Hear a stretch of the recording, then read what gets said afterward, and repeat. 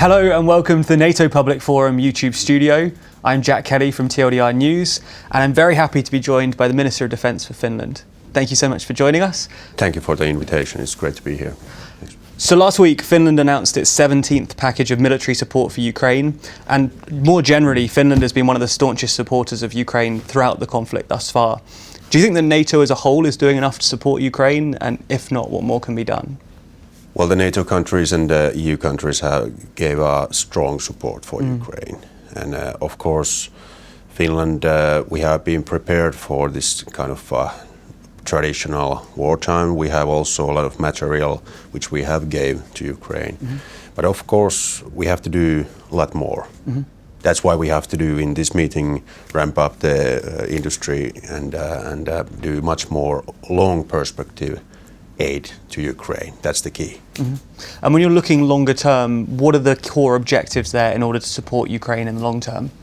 Long term, to modernize their army, give more stronger equipments, stronger vehicles, arms, everything, this kind of things, and make it a long perspective. That is the big scale. Yes. This is not going to end in 1 month or 2 months. Russia is preparing for long-time warfare, and they have a material, they have a kind of a decisiveness, and we have to have also invest. Yes. And that's the key. And you're talking about the kind of the length of the war and the continuation of the war.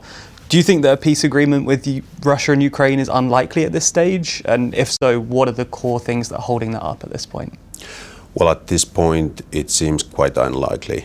At the Russian side or the Ukrainian side, it must be a just peace, what comes from the Ukraine. That's why the West's main signal has to be that we are supporting Ukraine as long as it takes, and we are intensifying our support. That Ukraine can decide where is their limits, what they want to do. Throughout the war, ever since it first began, Putin's narrative is focused on NATO expansion, and that's been one of the core justifications he's given for the invasion. Presumably, as a new member state, that is not the attitude that you hold, but it is one that's picked up some traction in surprising places like China and Africa. What do you think NATO should be doing to counter this misinformation when it comes to the expansion of the organisation? I think many people have noticed that Russia has, throughout the history, not only at this war, throughout the history, has used these false narratives. And I think in the Western countries especially, people are not buying those. But the problem is that are this truth going through the people's mind globally? And we have to do much more at this narrative. NATO is a defensive alliance where nations are willing to join. NATO by itself is not kind of enlarging. Yes. Because of the free people, democratic countries, they are willing to join to NATO by their own sake of future, and that's what Finnish people also did. We decided to join to NATO because we want to preserve our democracy and freedom. We know our neighbor, and that's why we wanted to join. NATO didn't enlarge. We joined to NATO. And that's the truth, and that's what Putin knows. But their narrative is going on globally, and that's a big problem for the Western countries. Do you think that NATO as an organisation is doing enough to push back against that narrative when it comes to expansion? We have to do more. We are doing much more, but we have to do more because we are seeing that the information activities is the new kind of a challenge in 2020. Age, and we see that there is coming to a regional informational spheres also, and we have to do much more diplomatic influencing and knowledge-based information sharing between the southern countries, Asian countries, that they really know what is going on in the West. Yes, absolutely. Beyond just NATO, Finland is obviously a permanent member of the Arctic Council as well. What are your thoughts on Russia's growing military presence and interest in the region, and obviously their withdrawal from the Council as well? Well, the Arctic Council has been a quite non-military profile, and that's a good way. Yeah. There's so high stakes at the environmental cases in the high north. But of course, when Finland and hopefully now Sweden is joining to NATO, inside the NATO will become a bigger Northern European sphere. We are bringing a big Arctic landmass to NATO area, 1,300 kilometers Russian border. That's a big burden for us to take. First of all, we are taking care of our own defense. Finnish, that's our priority. But of course, we want collective defense alliance to also notice this big share of the Arctic way, of course, the Baltic Sea and the 1,300 kilometers new border. Yeah, absolutely.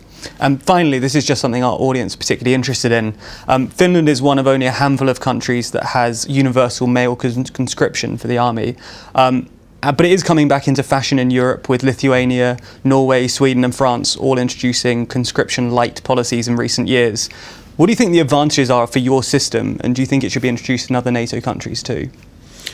Well, every country must think themselves what kind of a defense system they have to have according to geographical situation, geopolitical situation, about their security situation.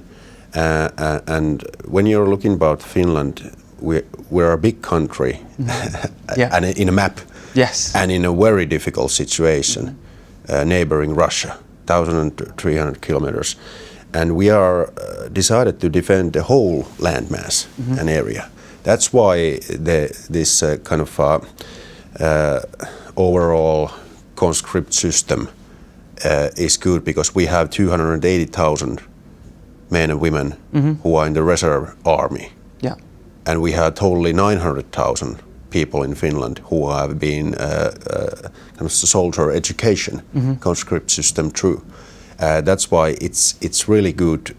If you're looking about the lessons learned in Ukraine, full-scale war, long-term war, exhausting war, the whole nation must be willing to defend our country. That's what good in conscription system. We have the Europe's highest willing to defend the country, and the whole society must defend the country. Our system provides that, because in every family there's one or two members who has been in conscription system or in army. We know the security policy throughout the society. We don't have any people in Finland who don't know the main priorities of our defense system or the high stakes why we have this conscription system. I recommend it in every country. Interesting. It's really great to hear your perspective on that. Thanks. And more broadly. Thank you very much for joining us, Minister.